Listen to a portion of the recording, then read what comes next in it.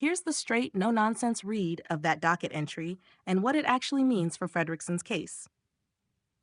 What this order really is. This is not progress. This is the court giving Fredrickson one last procedural lifeline before killing the case.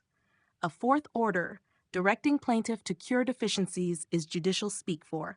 Open quote, you still don't know how to plead a case, and this is your final warning. Close quote, judges do not issue four deficiency orders in cases they think have merit. What the judge is signaling, clearly, Judge Gurley is saying, 1, the current complaint is legally defective, not just weak, defective, fails Rule 8, short and plain statement, fails plausibility, Twombly-Iqbal, likely misuses statutes, constitutional claims, and criminal laws. 2, the court has lost patience. Fourth cure order equals extreme leniency already extended. Next step is automatic dismissal. 3, the court is controlling damage. 30-page hard cap, mandatory use of court-approved 1983 complaint form, prior pleading violations must be fixed, not re-argued. This is not an invitation to expand or clarify his theories. It is an instruction to strip the case down or die. Why this destroys his summary judgment, this order proves the case has not survived screening, the court has not accepted the pleadings, discovery is not authorized, no Rule 26 conference, no scheduling order, no operative complaint. You cannot reach summary judgment when there is no valid complaint, there is no discovery, there are no material facts accepted as pleaded. His statement that the case will go to summary judgment is procedurally impossible at this stage. What happens next? Realistically, Fredrickson now has 30 days to file a new complaint. On the official District of Colorado form, 30 pages. That states who did what, when and where, which specific constitutional right, how a state actor personally violated it, without criminal statutes, without conspiracy fantasies, without RICO 1513, 242, etc. If he does what he's been doing so far, then the outcome is almost guaranteed. Open quote, dismissed without further notice, close quote.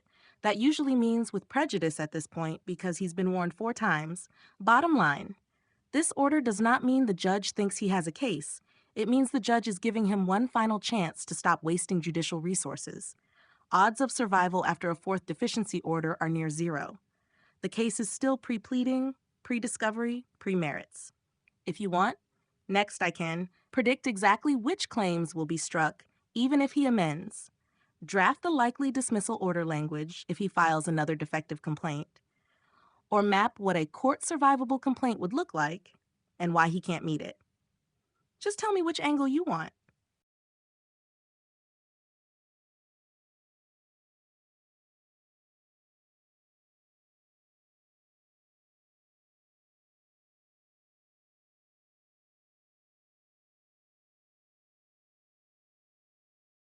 Below is the clean, court-realistic map of what a survivable federal complaint would have to look like in the District of Colorado, followed immediately by why Fredrickson cannot meet it on this record. No sugarcoating. What a court-survivable complaint looks like. A complaint survives PAC 1915 screening plus Rule 12b-6 only if it satisfies all of the following. Have one coherent theory per count, not pattern, not campaign, not retaliation ecosystem. Each count must follow this structure. Open quote, defendant X, acting under color of state law on date, at location, did specific act which directly violated specific constitutional right, causing specific injury. Close quote. Example, what the court expects. Open quote, on January 25, 2022, Defendant Gray issued a written notice citing unpermitted RV occupancy at 12908 Palomino Place without first providing notice required by Text X. This deprived plaintiff of a protected property interest without due process. Close quote. 2. A real constitutional interest. Courts do not protect RV parking, living in garages, zoning violations, informal arrangements, code compliance and convenience, reputation damage without defamation, emotional distress without unlawful conduct. Protected interests must be a property interest recognized by state law or a clearly established constitutional right. Number 3, state action for 1983. Every Chakchi 1983 claim requires a government actor, acting in official capacity, exercising actual governmental authority.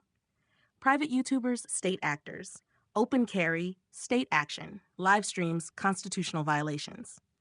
Number 4, causation, not correlation. The complaint must show, open quote, but for defendant's unlawful act, the injury would not have occurred.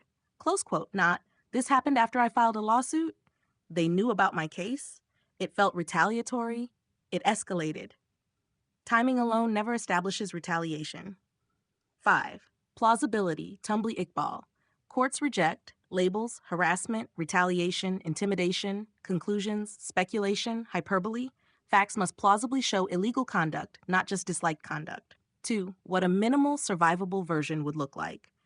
If Fredrickson had any chance, the complaint would be limited to possibly survivable, barely, one claim against one defendant, open quote, procedural due process, Trek 1983 against Gray, alleging improper notice under a specific county code provision, without eviction claims, without retaliation, without First Amendment claims, close quote. Even then, damages would be nominal, injunctive relief unlikely, qualified immunity likely applies. Everything else must be cut. Hannah 3. Why? Why Fredrickson cannot meet the standard. Now the hard truth. No protected property interest. He did not own the properties, did not hold a lease, lived in non-habitable structures, used an RV in violation of code, altered structures without permits. No legal entitlement equals no due process claim. Courts are explicit. Open quote, no protected interest, no constitutional deprivation, close quote. 2. No eviction by the state. Facts kill his case. Gray issued letters, not removal orders. No citations, no court filings, no forced removal. Property owners acted independently. Without state-ordered removal, open quote, there is no eviction, there is no deprivation, there is no Pakshit 1983 claim, close quote. 3. Retaliation claims fail as a matter of law. To plead retaliation, he must show 1. Protected activity, 2. Adverse action, 3. Causal connection. He fails all 3. Enforcement was lawful and complaint-driven. RV violations pre-existed litigation. Code enforcement occurred before alleged protected activity. No enforcement escalation tied to filings. Courts dismiss these claims routinely. Number 4, private defendants destroy the complaint Archbell and Thayer. Are private citizens? Exercised lawful speech? Open carried legally? Were investigated? No crimes found. There is no state action, no conspiracy facts, no joint action with officials. Their inclusion alone invites dismissal. A 5, misuse of criminal statutes. Fatal errors. 18 U.S.C. Chatterbur 242, 1513, RICO. No private right of action. Courts dismiss with prejudice. This alone justifies dismissal. Number 6, internal contradictions. The complaint contradicts itself. Claims eviction versus admits letters only. Claims agricultural exemption versus no permits. Claims armed threats versus police findings. Claims residency versus owners denying tenancy. Judges do not resolve contradictions in plaintiff's favor. Number 7, pattern-based pleading is not a thing. Courts do not recognize cumulative harassment, destabilization campaigns, retaliatory ecosystems, chilling atmospheres. Each count must independently survive. None do.